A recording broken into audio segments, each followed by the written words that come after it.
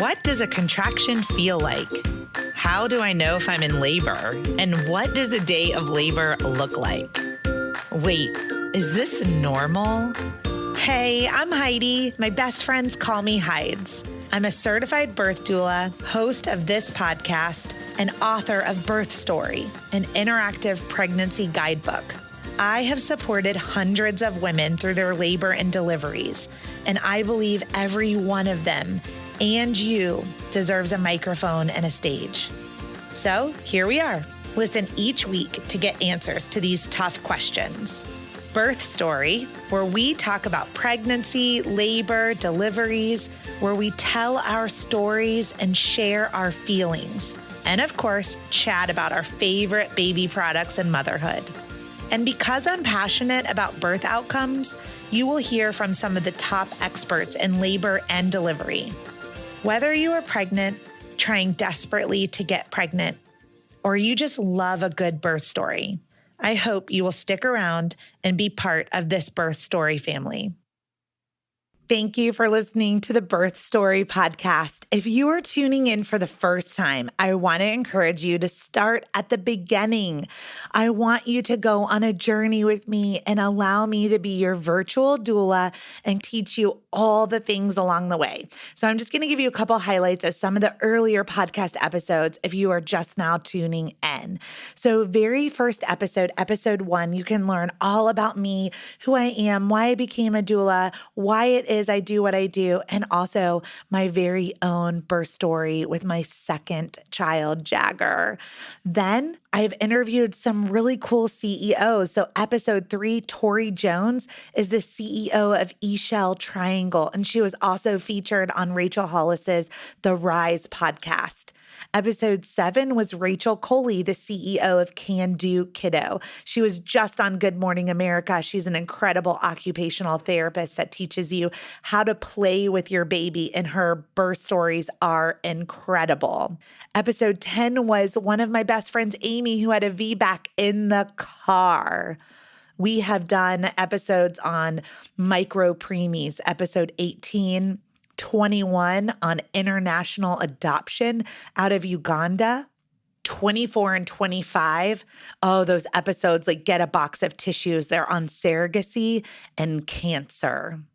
We've addressed hypnobirthing, fertility, really easy, joyful, medicated births, really hard, long labors, medicated, unmedicated, everything in between. So I hope you'll start at the beginning. Let the Birth Story podcast take you on a journey all the way through, and enjoy this episode. And then remember to rewind all the way back to episode 1. Thanks for tuning in. Well, I had been following you.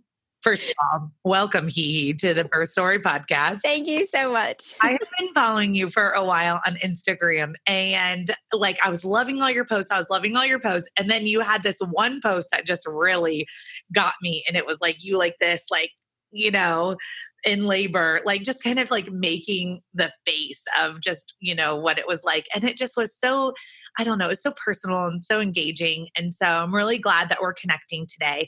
And I want to put an episode out that just kind of shares, what your story is, what it is that you do, how you support moms. And if there's one particular path that you're super passionate about that you want to speak about, then let's, dive in there.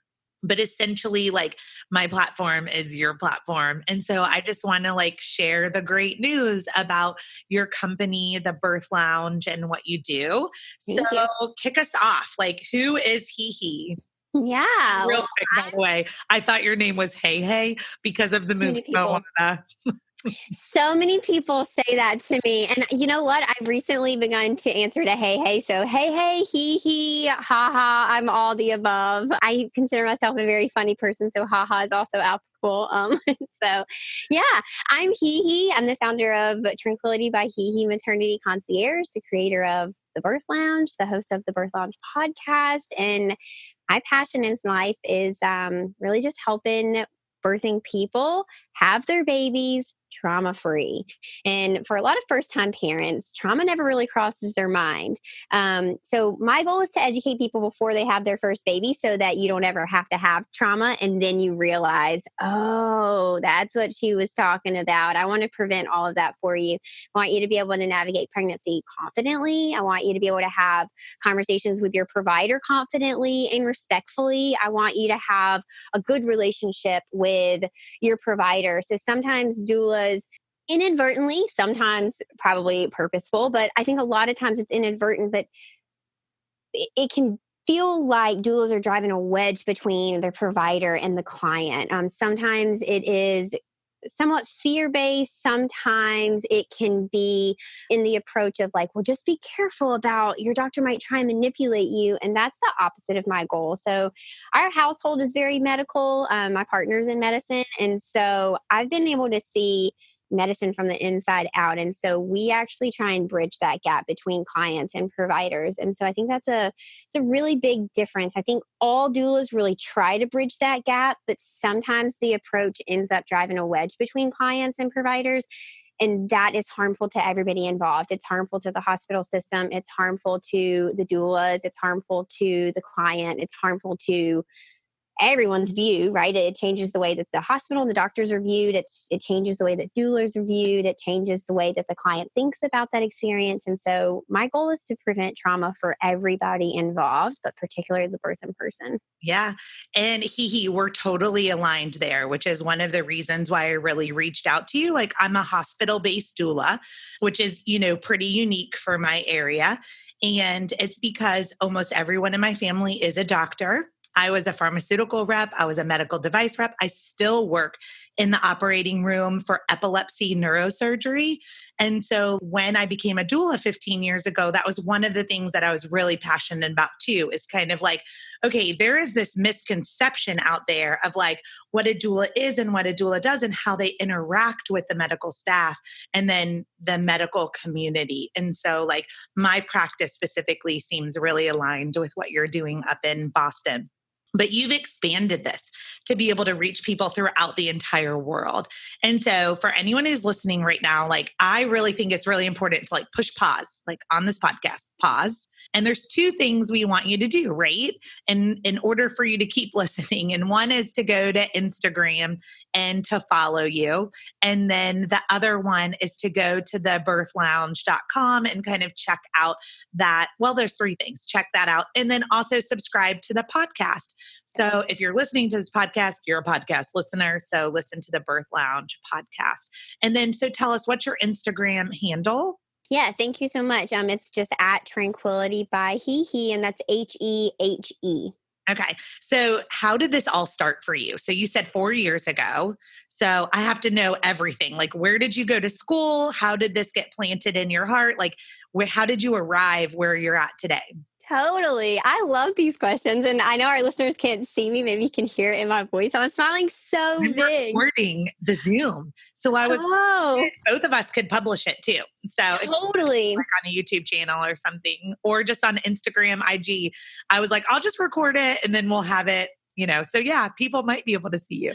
Absolutely. Well, I have the biggest grin on my face right now because it's really funny when I look back over my life, all of the doors that seemingly were like closed in my face, they weren't. They were more like corners in a maze that had to be there to direct me to my path of where I was supposed to be. And so my story starts kind of a long time ago. I started out with children on the autism spectrum, and I thought that I would be an autistic specialist. I thought that I would be a specialist that worked with children and worked with their parents and helped them understand the behaviors of not only their children, but how to communicate with their children, how to support their child at home.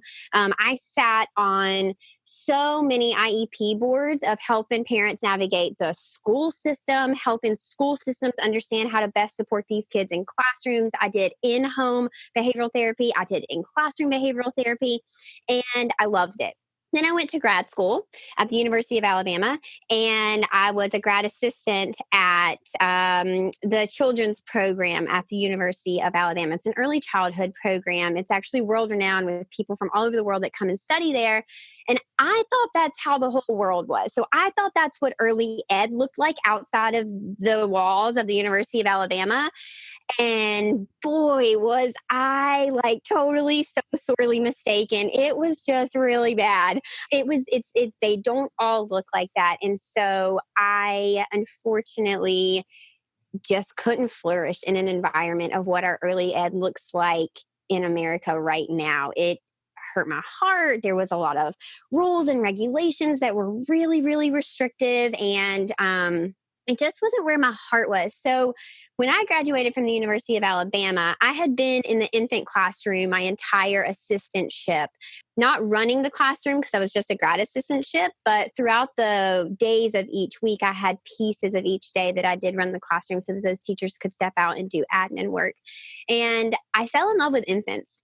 Obviously, I always like loved babies, right? I feel like most women are like that, but I really fell in love with babies. And one of the most fascinating thing was I would go to class, I would learn about infant development, and then I would come back to the classroom with babies and I would be like, oh my gosh, that's what I just learned about. Like they're doing that thing that I just had a test on, or like, oh my gosh, I just learned about that and they're doing it. And so I got to see. So recently on Netflix, there's been there's been a series called Babies. Okay. That was my grad experience, right? That was the whole thing. I was able to watch all that stuff play out in real life after I had learned about it. And I was like, wow, these babies they're not dumb, and they don't just kind of exist amongst us. They are very smart. They're very intelligent. They are intellectual sponges. They pick up on things. They can pick up on energy. They are receptive, right? They can manipulate their situation. They can also be manipulated. Like these babies are actually tiny humans. And so that is where my love for infants came from. So fast forward to into grad school, I moved up to Boston and I thought that I would work again in autism. I missed autism when I was doing the infant stuff. I missed autism when I was in grad school. And I thought I would go back to the autism route. And, one of those doors slammed in my face was moving to Boston. And I could not get my foot in the door in anything autism related, not one single thing. Everybody already had enough people. Every volunteer organization didn't need any more volunteers. This organization wanted you to have an MD or needed you to have bigger and better letters behind your name than just a master's in human development and family studies. And I was baffled. I was like, I'm trying to volunteer my time. I have incredible knowledge. I have degrees in relevant fields. I have experience and nobody wants my help. What am I going to do? And everyone listening to this podcast that's anywhere else in the country besides Boston is like, what? We want you, we take you. I mean, exactly. That's right? Like here in Charlotte, I mean, we have a lack thereof of support. So, I mean, that's just, but like you said, you're in this maze and you're, these doors are just really kind of these roadblocks leading you to the right path. Okay. Totally. So I got into early intervention and I didn't really like early intervention. It was very, very, very heavy work. So I was in really low income neighborhoods and very sad cases. Broke my heart on a daily basis. I'm a super sensitive person and I can't work at work. I just can't. That's not how I work. That's not how my brain works. I don't compartmentalize. And so it ran me into kind of a shell of a person because I just continued to get my heart broken and I continued to watch these really devastating situations happen to families and children. And I didn't feel like I had any help. The government wasn't helping. The state wasn't helping. The programs, and I'm quoting like programs that were supposed to be set up to help these families were continuously failing. And I could not take that emotionally. It was going to kill as a person. Like it was eating me away. It's not surprising to me at all because almost all birth workers that are good birth workers, right, are empaths. And no matter what they're talking about, it's like we feel, we're going to get into it in a little bit, but like I cannot even take on very many births in a month because it takes me days to recover from a birth because I feel everything that mom is feeling, especially in those postpartum visits too. I mean, it's very difficult too. So I'm Totally. hearing all that. So, and when you say early intervention, are you talking about like kids with cerebral palsy or brain injuries, or like what kind of, like what would be the route for early intervention? Totally. So, every child in America has early intervention allotted to them where the government pays for it. Any child who qualifies, so you have to have a qualifying something, which is usually a deficit in one of the performance areas or a birth defect like cerebral palsy or some sort of delay in any sort of like growth area, if you will. And so I was in homes doing OT, PT, speech development. There's you just go into homes and you help these parents understand what's going on. You help these parents understand how to vet their child. You give a little bit of therapy yourself to help model to, kind of see what works. You're really facilitating a lot of growth and development within that child, but also within that home sphere in general. Okay. That makes so much sense. I interviewed earlier on the podcast the CEO of a company, Can Do Kiddo, Rachel. Yeah. She kind of was in that world and then Yep. off to do her own company. So you guys are very similar in your Yep. backgrounds, but then you took it in different directions. Okay. And what happened next? So I obviously had to leave that job before I just like fell into the deepest depression I was probably never going to be able to get out of. And I was like, well, what am I going to do? I guess I'll go back to the classroom. I was really good at it. I have a ton of knowledge about infants. I enjoy it. It's like not my life call, but it's good. Maybe if I get at a place that really inspires me, maybe that's the thing. Yeah. Well, I did. And I worked at okay places. Nothing sparked me. It just didn't do it for me. I loved my children and I loved my families. And like I say, the places I worked at were good. They were fine, but I needed something to light me up. And I was an infant teacher. And one of the other teachers at the center said, you should be a doula. And I said, oh, what? What are you talking about? And she said, yeah, a doula is someone who helps people they're like a birth coach, right? They help people have babies. And I was like, yeah, that is so nice of you. I'm very flattered. I appreciate the comment, but probably going to have to pass on that. And she simply said, I think you should look into it. You would be really good at it. And I was like, okay, thank you very much. And that comment stuck with me. I was like, well, why does she think I would be so good at it? And you have to think that I didn't know this person super well at this point. She eventually became my friend, but at this point, she was simply saying it out of energy. And I was like, this is so strange. I wonder why she thinks I'd be so good at it. So I ended up looking into how to become a doula. It's very simple. It's a weekend course. It is, it wasn't a lot of time. It was $500 of investment. And back then I was kind of like, well, I'll save my money. I'll get the $500 and I will either walk away with a new life passion or I'll walk away being the most educated birthing person ever. And I'll just know how to like have a great birth. Yep. Well, that turned out a little differently than I thought it was going to be completely honest. I got into training and it was good, but it was shallow. And I was trained by arguably the number one trainer in Massachusetts, maybe in all of New England. Like she's known up here. And I chose that specifically. And I still found the information to be very shallow. I found that we didn't talk about birth trauma. We didn't talk about how to navigate birth trauma if it happens to you. We didn't talk about mental health of pregnancy or postpartum. We didn't talk about the relationship of the partner. We didn't talk about how to prepare birthing people for X, Y, and Z. We didn't talk about the family unit as a whole. We didn't talk about so much. And I thought, gosh, this is a little bit shocking to me that folks can be trained for a weekend and then be set free to go into arguably the most vulnerable space in a woman's life and just like freely be allowed to be there.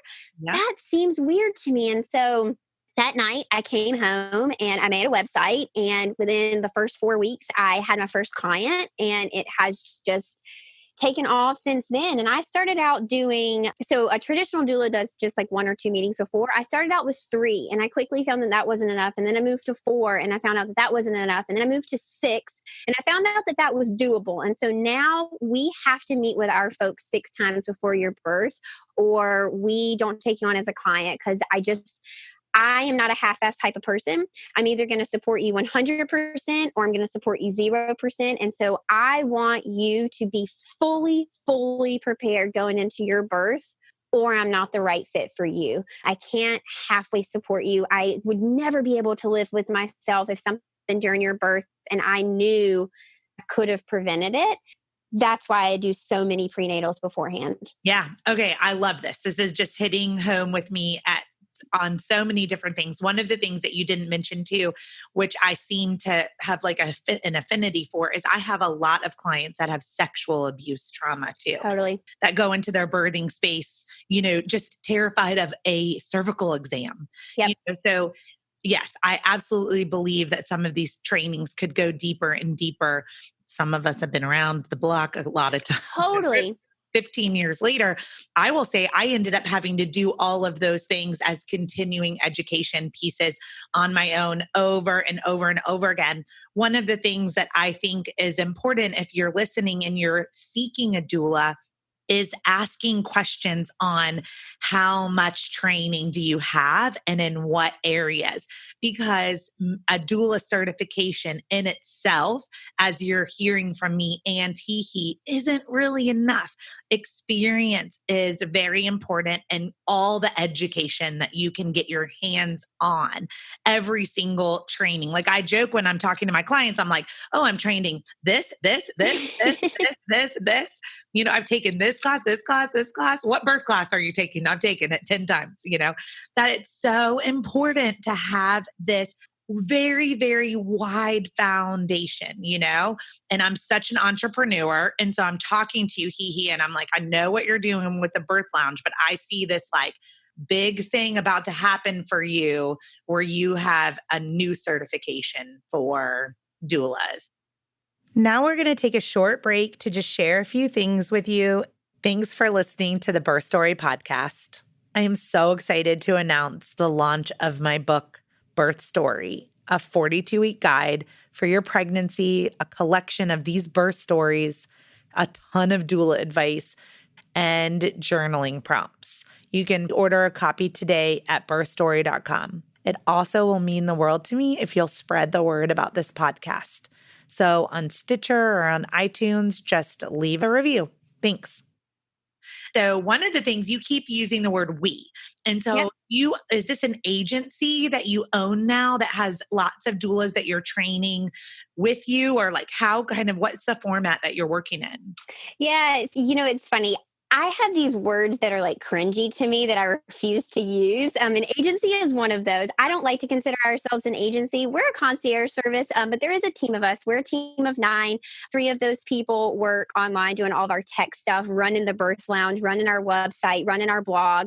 They put out the content that I create, and they keep our online presence up and running for folks that aren't necessarily here in Boston. Right? We have a lot of people, which you mentioned, tuning in from all over the world. And those people deserve the same support as the people here in Boston. And so that's what our online folks do. And then we're a team of 6 doulas so far, and we've grown. I feel like I'm always adding doulas to our team. When we first started out in 2018, it was just me and one other person. And then every 3 to 6 months, I find myself being like, gosh, I feel like I need another. And so we've grown to a team of 9. Yeah. So you're in good company, but you have an entire team, which I think is important in education piece is I too have taken 4 childbirth ed classes, and I pull from my master's degree probably 90% of the time. My master's, you have to think I had anatomy in that. I had human development, like physically, mentally, emotionally, psychology based type components. I had that human development piece. I had family counseling. So there was some social work pieces in there. There's so much goes into. That's where I pull from the most. But I think having a team is really important because if I don't have the answer or I haven't been trained in something, for example, I'm not trained in acupressure. I have a doula who is. Right. I'm VBAC trained. I have one other doula that's VBAC trained. Right. So, like, we all kind of hold different things. I think since I'm at the top, I probably hold the most. But it's unreasonable to think that every single person that comes to our doors can birth with me. So I think it's really important to think about the education. Absolutely. Yeah. Oh my gosh. I just love hearing you, and like the passion in your voice is just like, screaming out. It's pretty amazing. Okay. So imagine, let's just like go down a little story. I live in Boston, Massachusetts, and I'm pregnant and I call you. I mean, this is revolutionary to have 6 prenatal visits. I'll be Oh, honest. totally. Never, Hmm. ever heard of this. And I'm thinking, God, logistically, I don't even know like how I would ever pull something like that off. But the validity to it is just Totally. unbelievable, especially for the right clients. I'm specifically thinking about, you said you're trying to help clients like before they get birth trauma, but I'm assuming you're flooded with people who are on baby number 2 who are trying to process what happened during their first birth, and they refuse to allow that to happen to them again. Now, do all of your clients get access to the birth lounge? And so I want you to kind of dive into that a little bit, because most of our listeners are not residing in Boston, Massachusetts. So I want to like kind of you to take me on a path of like, if I was in Boston, Massachusetts, what it would look like to work with Hehe, because that should be the bar. So if anyone listening is looking to hire a doula, like let's put you and your concierge as the bar, and then walk us through like what they are learning and the benefits they're getting from your birth lounge. I think that's a good point to make is that if you set our concierge service as the bar, I fear that you're always going to be let down because it is revolutionary, right? I left training feeling like there were so many broken links in maternity care, and I had the answers. I had that welding that I could just go back and weld those pieces together. So I have that chewed up gum that I can poke in the hole of the dam, right? Before the dam floods. And so I'm not sure that setting the bar at the concierge level is the right approach if you don't live in Boston. And that's how the birth lounge came about, right? I kept saying, no, your doula should be doing more, or gosh, your doula's not doing that for you. And all the people around the US were like, no. And I was like, man, I got to get this out into people's hands. And so what I've done is I've taken all the 6 prenatals. I've put them into videos. And then you have 4 more trainings, things like I train your partner. I give you pain relief. I teach you specifically how to push with your body using specific belly muscles. I help you isolate specific belly muscles. Again, going back to my master's, the anatomy, the human development piece. How do we actually push out a baby? Because it's not like taking a poop. Your anal muscles and your vaginal muscles, they're different. They are different cavities. They are different muscles. They do different things. When a woman tries to push out a tampon, it's very different than pushing out poop. And so, why on earth do we tell women to push like they're taking a poop when we know probably almost all women at some point in their life have had something in their vagina, whether it be an egg, a yoni egg, or a tampon, something that needed to get out.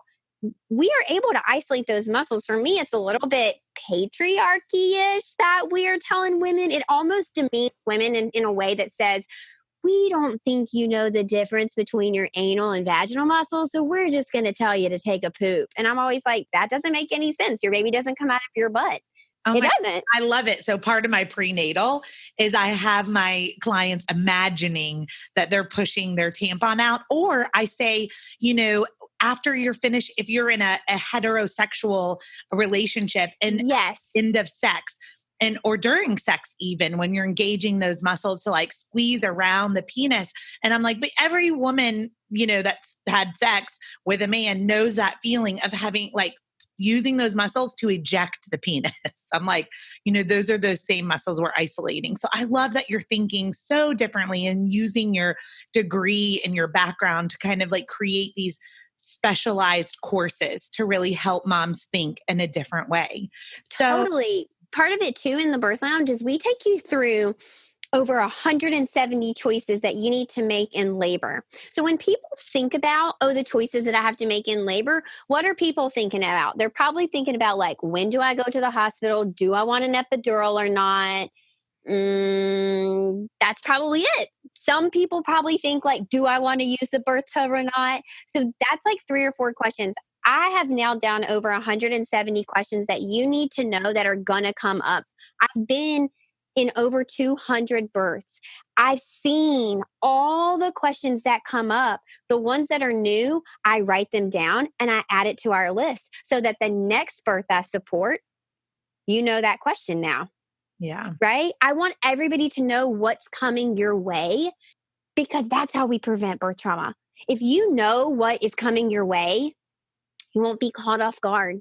You won't be feeling like you have to make a decision right now and unprepared. I'm trying to prepare you so that no matter what comes your way, you can A, stop and find the control, and B, find the control that you have. Where is the control right now? Okay, who does that control lie with? If it's not me, how do I shift this energy to get that control back in my hands because I'm the birthing person?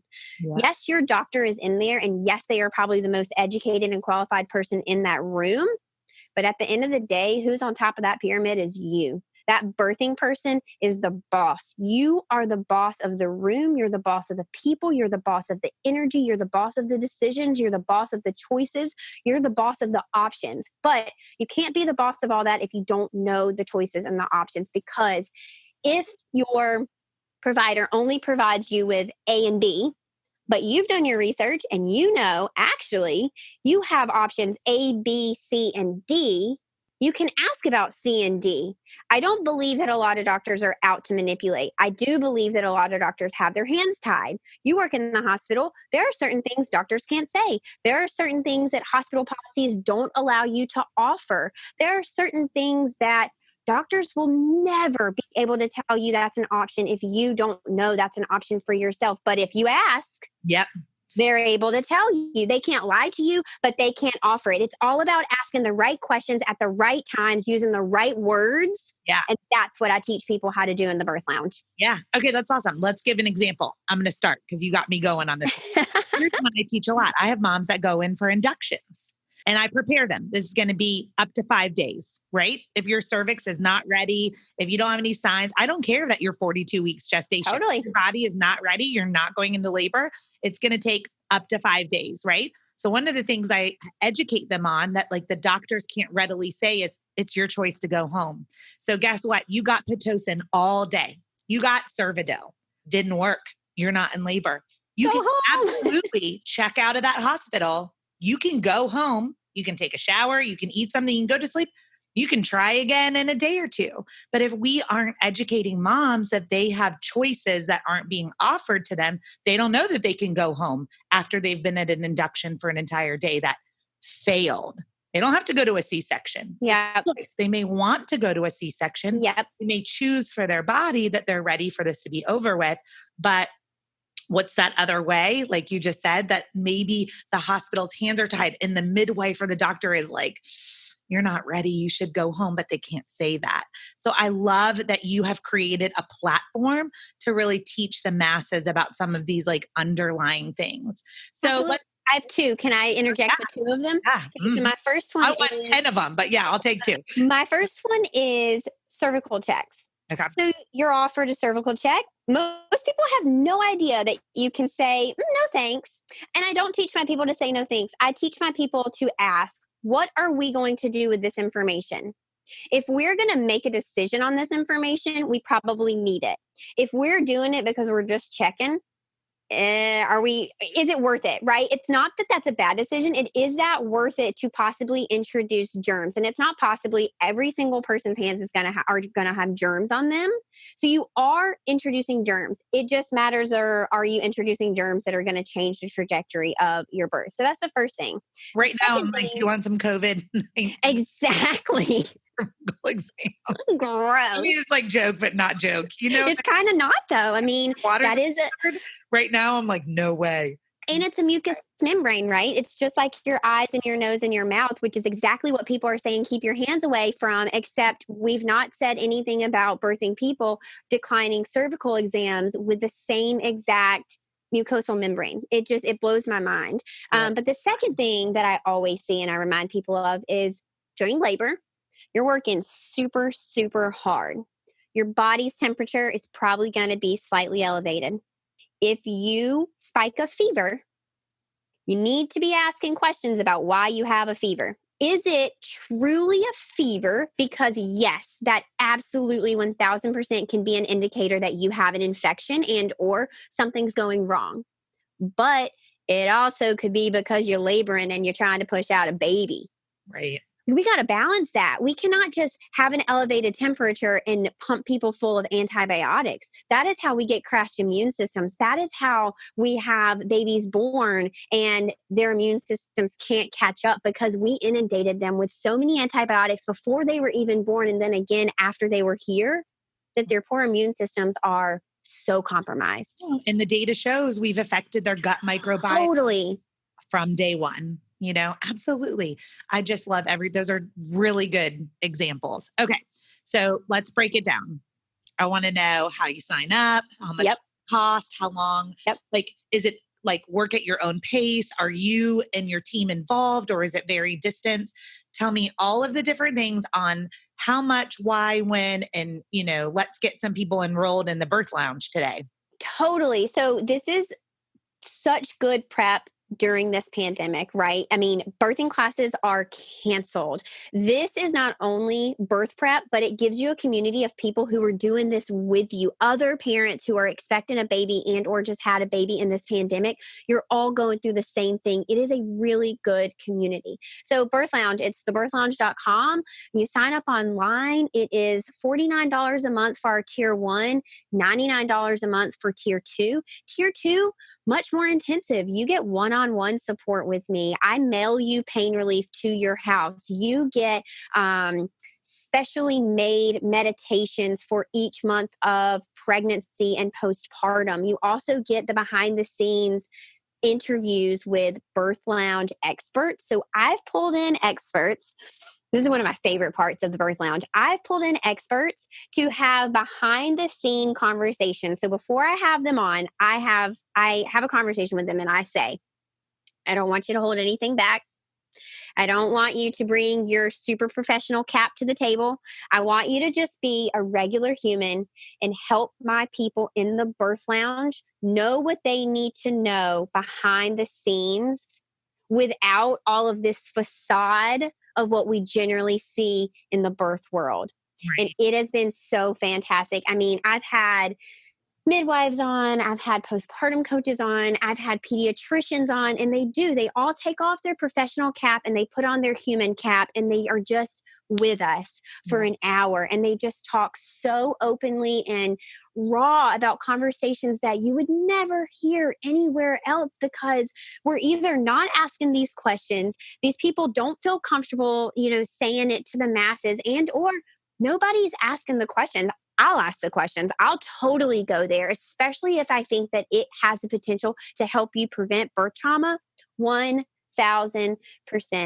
So yeah, it's go at your own pace as well. We recommend that people get in no later than about 6 months. And for our private clients, our clients that are here in Boston and or we travel to their birth, we won't work with you after about 7 months gestation because like I say, we have to have enough time to prepare you. And I'm 100% type of gal. And so it's just unfortunate, but we can't fit in all of the birth support at 8 months pregnant or 8.5 months pregnant, or my due date was 3 days ago and now I'm really scared.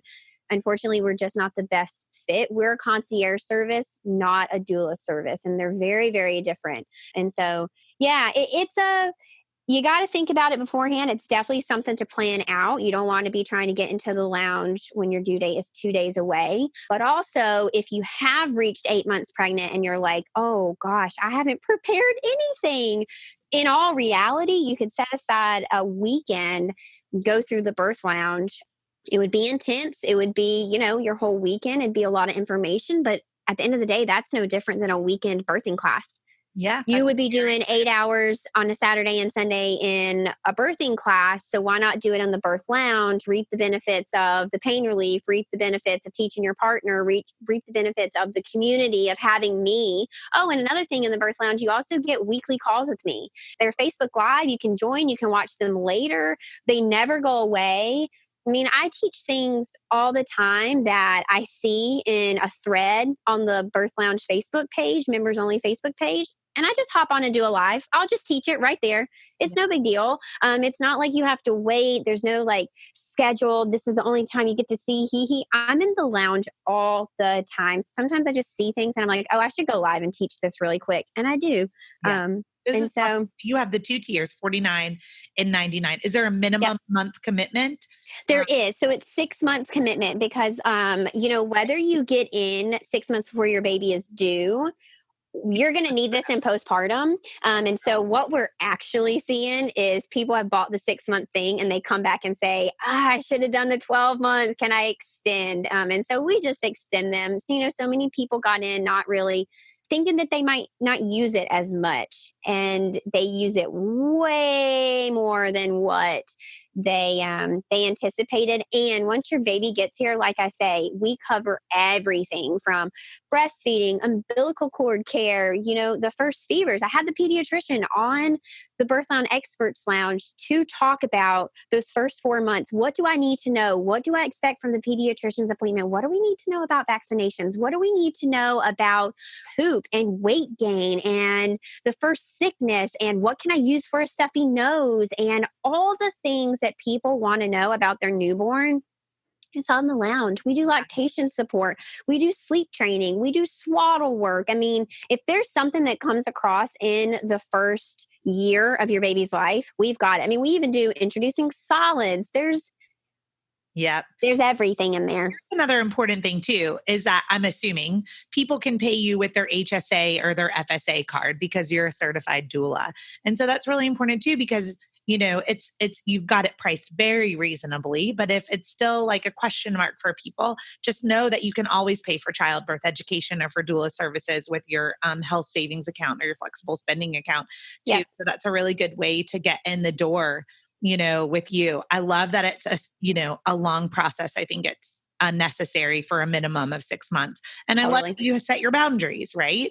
In our city, we set the boundaries because of supply and demand, Absolutely. We're booked all the way out until November.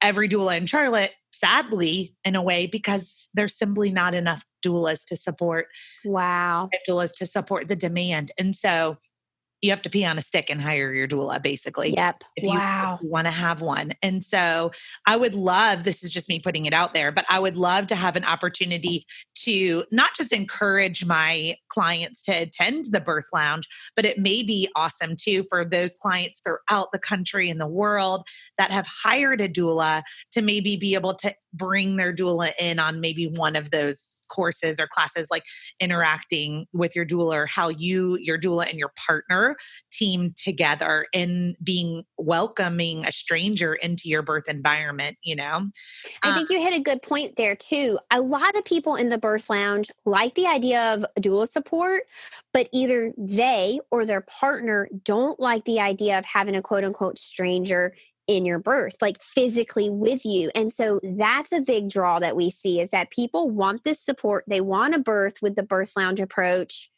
but they don't want a human in their birth room with them. And so that's really big as well. Yeah, I can totally see that. I make sure, so my clients and I speak every single week. Yep. They have to pee on a stick. So for the betterment of, 8 or 9 months, we're talking every single week. Yep. We're texting, because it is really important, if you're going to hire a doula, to make sure it's not someone that you meet the day of, unless there's a hiccup, right? Like, have I had situations where I was at a birth and someone else went into labor? That happens, right? But making sure that you meet the backup doulas and the whole entire team, Yep. that you work in a team of 6. So I had a question for you on that. If someone's in Boston, right, and they are like, we're going to do the Birth Lounge, but we want that one-on-one support with Hehe and your team. So they need to hire you like no later than, 7 months. But I mean, I Yep. suggest hiring your doula, hiring Hehe and her team. If you're in Boston, when you're, I don't know, 8 weeks, let's say. When you feel on that stick. Exactly. When you're feeling super nauseous, just scroll over Exactly. and send in an inquiry. But for those clients that are going to get you and your team where they get full access to the birth lounge and they get your doula services, what are you charging for that? And besides the 6 prenatal visits, kind of what are some of the things that you're providing that you believe all doulas should be providing to like up the level of care that's going on in this country? Totally. So again, we're a concierge service. It's very, very different, but our prices start at about $2,500. Your average doula in Boston is anywhere from $750 to about $1,200. But we $750. say that again. $750 to $1,200. I am shocked. Yeah. Kind of low because Boston's so expensive. I would imagine that it would have been much higher. But you have to think too that these people are just getting 1 or 2 prenatals. They come to their births and then they get 1 or 2 postpartum visits. It's really not that much work. I mean, hypothetically, you could be hired 2 days after someone's due date and still get all of that in. You could do a prenatal today and a prenatal tomorrow, and your prenatals are checked off, right? Yeah. So yeah, our price is much more elevated, but we do a lot of things differently. So our folks go for massage or facials every single month on us. Yeah. We just send you to do that because you're not going to make the time yourself. And I want you to be relaxed and I want you to feel pampered going into your birth so that you're confident in your body and you trust the process. And that's one of the ways that we do that. Our packages include overnight care. Our packages include lactation support with a lactation counselor or a lactation consultant. Our packages include 2 solid doulas, not just one doula and not a backup doula. You have 2 partner doulas that are with you at all times. We have 24-hour care around the clock. So you can text us at 2 a.m. Most likely somebody's going to text you back because one of our team members is probably doing an overnight that night. There's just so many things that we do so differently. I think part of it is the deep education. So if I had to choose one thing that doulas would change about our whole industry, it would be stop meeting with people once or twice before their birth. They need to know who you are and what are you being able to cover in 1 or 2. I spend 2 prenatals an hour each just making the birth plan. I don't know when you talk about anything else if you're just doing 1 or 2 prenatals. I'm being dead serious. I don't know. Okay, your 170 questions. My intake form is 6 pages long. There you go. Like, we need to have this information. We are about to watch you in one of the most vulnerable spaces in your life. You want us to know who you are. I know these people intimately. For the most part, when we go into your birth, I know you, I know your partner, I know your dog, I probably know your parents, I probably know your siblings, I know what all those people do for a living. Like, I'm now part of your family so that I know you so intimately. When we get in the birth room, you don't have to make any decisions. Yeah. You don't have to, I don't have to pull you out of that primal brain to understand what you want because we've already talked about it. You already made those decisions. You already communicated with your team what your preferences are. All I have to do in the birth room is confirm, hey, Heidi, you talked about this. You still want that? You shake your head yes or no, and that's it. Discussion is over. You're confirming, yes, I still want that, or no, I do not.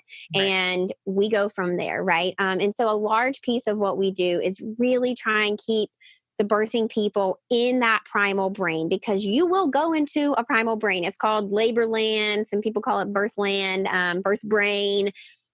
It's a place where a birthing person is going to retreat to. You sometimes look a little drunk. Sometimes you look like, you have heavy eyelids. You have a heavy body. You're just really turned inward. We want you there. That's how birth is designed to happen. That's how birth is designed to transpire. And every time someone speaks to you or touches you in a way that's not comforting or touches you in a way that's unexpected, it pulls you a little bit out of that and a little bit out of that and a little bit out of that until you're completely out of that birth brain. Yeah. and now we've disrupted your labor. Yeah. That's what our whole goal is. And so we want to be careful too. You had touched on this a little bit of, knowing people so intimately. We want to be careful of activating what's called the Sphincter Law. And it's a law in birth that states anytime a new face or voice or energy is introduced to your birth space, it has the potential to pause your labor and or to cause you to lose dilation. Now, can you imagine being measured, having a cervical exam, being told you're 7.5, a new doctor comes on, says something not encouraging to you, and you get measured and you're a 5.5? I know. I mean, that's devastating. And I've seen it. Me I've too. seen it happen, right? It is like a very real thing. And so we really want to prevent that. We want you to feel as safe and secure and as prepared as possible. And the last thing we want is for you to be caught off guard because it hinders your birth 100%. Yeah. If anyone's listening right now and is like, oh my God, that's terrifying. What did they just say? So this is called pasmo. It's a Spanish word and it means like regressing cervix or going backwards. But it is something like you said with the sphincter law, like we are mammals and it's mammalian birthing. And if we're not private and safe and undisturbed and closed in, our body will do things. Your cervix's responsibility is to keep your baby inside of you and continue to produce the mucus and vaginal fluid to like coat and surround that amniotic sac and that baby if it's not safe for birthing. And so you will see the whole body kind of contractions will stop. The cervix will regress. Yes. Labor will slow down if it's not a private, safe, undisturbed, thing. So I think that's so important what you just mentioned and kind it's of devastating. Like, here's the why. Here's the why your birth partner or your doula or whoever's with you is going to be fighting to protect, to keep you into that labor land, especially if you're having an all natural childbirth. I think it's so important. So, well, Hehe, I just love you and following you on Instagram and everything that you're doing. I think I'm just very proud of you for looking outside of the box, like taking a system and saying it can be better. And I'm going to be part of a system of change and elevating the service that birthing moms get in this country and all over the world too. So those of you birthing in Boston, Massachusetts, what's the best way to contact you for doula services or concierge services? Yeah, just email us at tranquilitybyhehe@gmail.com and our team can get you set up with our packages and let you see what all of our services are. And then since we're a concierge service, we have that flexibility to make a la carte packages. And so you get to choose what is the right package for you because at the end of the day, this is your birth. I obviously have boundaries of what we have to have in your package, but you get to pick and choose what you want because I want you to prepare how you want to prepare. The 6 prenatals are required because you got to be prepared, but you don't want facials. Okay, we can take that off. We can swap it out for overnight care. You don't want overnight care and you'd rather have 2 massages a month. Go for it. Let's make that tweak really quick. So we have that flexibility. You mentioned going above and beyond. I don't feel like I'm going above and beyond because I feel like this is the basic care that women deserve when they have a baby. And I've modeled Tranquility by Hehe and the Birth Lounge off of countries that have amazing, incredible care, maternity care, like Sweden and Austria and Germany. They all have fantastic maternity care, especially postpartum. And I am just so baffled how we're in 2020 in a first world, very resourceful country that we just can't provide that for our parents here. You can hear the partners out of the hospital right now so that moms can birth alone. Let's cry about that a little bit. It is so devastating. It is. It is. Well, before we close, I just want to encourage everyone. I saw on your Linktree site that you had $5 for a day trial. I think that's a really good thing to at least check out. Like a lot of people are going to listen to this podcast hopefully and just be like, sold. I need Hehe in my life. I need her podcast in my life, which your podcast is amazing with lots of experts being interviewed also. But if you're still not 100% sure and you just need to dabble a little bit, she is offering for $5 $5. You can just go in and have a 5-day trial. So thank you for offering that to everybody. In the show notes, I'm going to link everything. And I'm also going to bump you to the front of the line because we talked a lot about the quarantine. And so I can't publish this episode in August. Yeah. So I'm just going to go ahead and bump you to the front of the line. We're going to publish this episode, when it's relevant, like during the quarantine.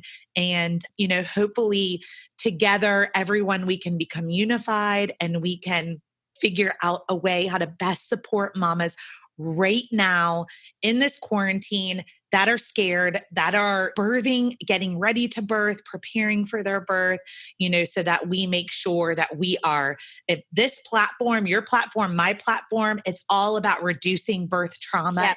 A great experience. And I think that, it starts with Hehe. So let's get everybody on board in your birth lounge. I loved talking to you and I will let you know when I hit publish. Okay. Thank you so much for having me. I appreciate it. And for all of your listeners out there, I want to give you a special code to save $5 a month on all of your memberships. So you can use the code BirthStory at checkout and you'll save $5 a month. And that's relevant to 6 and 12-month packages, tier 1 and tier 2. So BirthStory at checkout. Thanks for hanging out with me. Thanks for having me. I appreciate it. Let's have a world with no birth trauma. That's my goal. Let's have a world without birth trauma.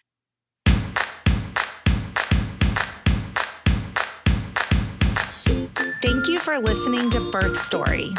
My goal is you will walk away from each episode with a clear picture of how labor and delivery might go, and that you will feel empowered by the end of your pregnancy to speak up, plan, and prepare for the birth you